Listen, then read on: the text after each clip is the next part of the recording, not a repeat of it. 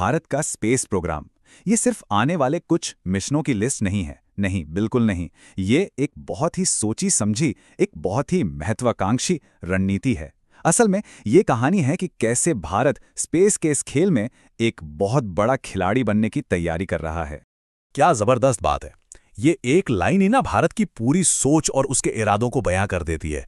तो चलिए इसी लक्ष्य की गहराइयों में उतरते हैं और देखते हैं कि ये सब है क्या। आज हम इन 6 पिलर्स को, इन 6 स्तंभों को एक एक करके समझेंगे, जो भारत की पूरी स्पेस स्ट्रैटेजी की नींव हैं। तो चलिए सबसे पहले और सबसे जरूरी सवाल पर आते हैं। इस पूरी कोशिश के पीछे की सोच क्या है? स्पेस विजन 2047 का असली मतलब क्या है? देखिए, भारत के लिए स्पेस में एक महाशक्ति बनने का मतलब सिर्फ चांद या मंगल पर झंडा गाड़ना नहीं है। इसका जो असली मतलब है वो है आत्मनिर्भरता। एक ऐसा देश बनना जो टेक्नोलॉजी के लिए किसी दूसरे की तरफ ना देखे, बल्कि दुनिया को टेक्नोलॉजी दे। एक क्रिएटर बनना, सिर्फ एक कंज्यूमर नहीं। अच्छा, अब ये विजन तो बहुत बड़ा है, लेकिन इसे हकीकत में बदलने वाली कोर टेक्नोलॉजीज कौन सी हैं? चलिए उन पर एक नजर डालते हैं। स्पाइडेक्स मिशन को ही ले लीजिए।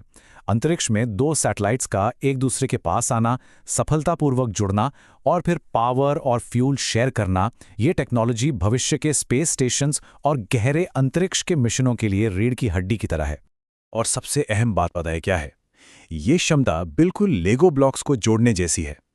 इसके बिना अंतरिक्ष में बड़े बड़े स्ट्रक्चर बनाना या उनकी मरम्मत करना या उन्हें रिफ्यूल करना, ये सब लगभग नामुमकिन है।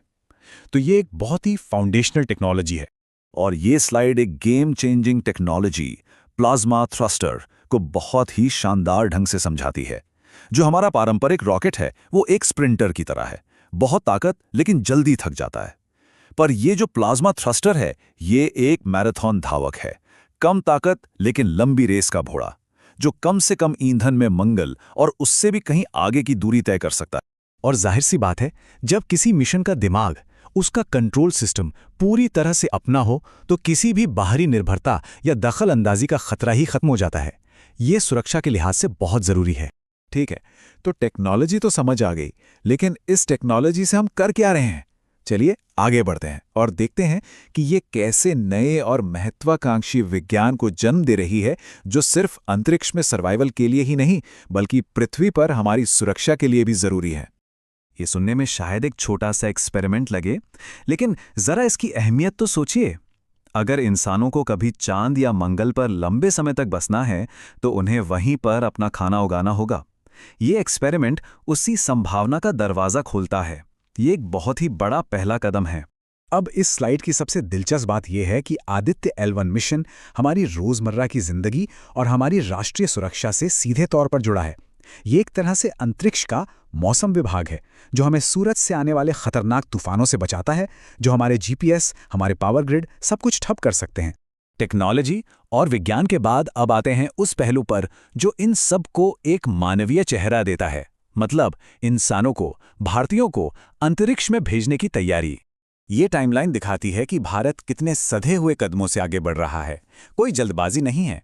पहले इंटरनेशनल स्पेस स्टेशन पर अनुभव हासिल करना, फिर लद्दाख में मंगल ग्रह जैसे माहौल में एक तरह के ड्रेस रिहर्सल करना, ये सब गगनयान और भारत के अपने स्पेस स्टेशन के लिए एक मजबूत नींव तैयार कर रहा है।